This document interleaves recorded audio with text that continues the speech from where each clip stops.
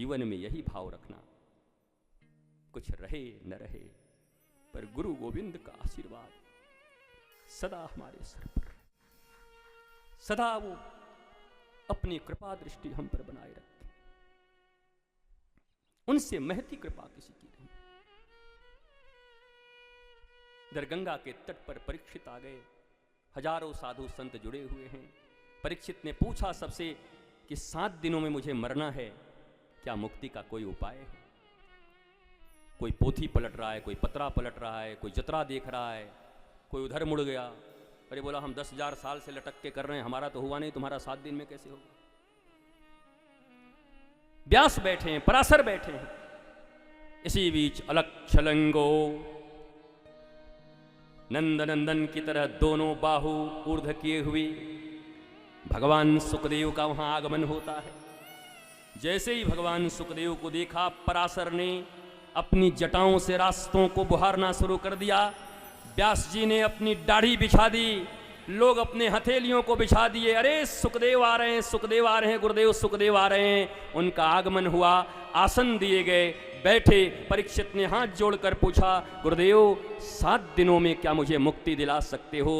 गुरुदेव सुखदेव ने उनकी तरफ देखा, बोला परीक्षित समझ ले, आज 7वां दिन होता, सर्प ने तुझे डस लिया होता, कफ पित्त वायु सब विचूर्णित हो गए होते, एक पल में तेरी सांसें रुकने वाली होती, तब भी अगर मैं तुझे देख लेता तो तुझे मुक्ति मिल जाती। इन 7 दिनों में मुक्ति नहीं, अब तो राधा कृष्ण की भक्ति दिला दूंगा तुझे। 7 दिन बहुत। मुक्ति के लिए इतना समय लगेगा? मुक्ति तो गुरुदेव निहार दें तो मुक्ति मिल जाएगी, उसके लिए कोई प्रयत्न करना है। आओ 7 दिन का समय है तुम्हारे साथ। सबसे अच्छी बात यह है कि दुनिया में किसी को पता नहीं कि वो 7 सेकंड भी जिंदा रहेगा कि नहीं, पर यह बात तो पक्का हो गया कि अब 7 दिन तक काल भी तुम्हारा बाल बांका नहीं कर सकता। इसलिए 7 दिनों में मैं तुम्हें राधा कृष्ण की भक्ति दिला दूंगा। मतलब ब्राह्मण ने तुम्हें श्राप नहीं, आशीर्वाद दे दिया है। और ये प्रश्न शाश्वत है सबके लिए। 7 दिनों में जिन्हें मरना हो उसे क्या करना चाहिए, ये परीक्षित पूछ रहे हैं गुरुदेव सुखदेव से।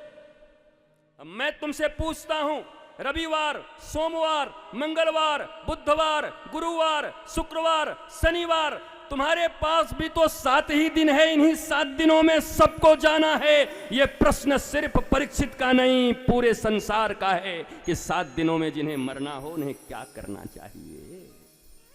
हम तो सोचते हैं परीक्षित की कथा है, तुम क्या 8वें दिन जाओगे किसी दिन? इन्हीं 7 दिनों में से एक दिन गत प्राण होना है। मरने वाले को क्या करना चाहिए? तो दुनिया में एक ही चीज सत्य है,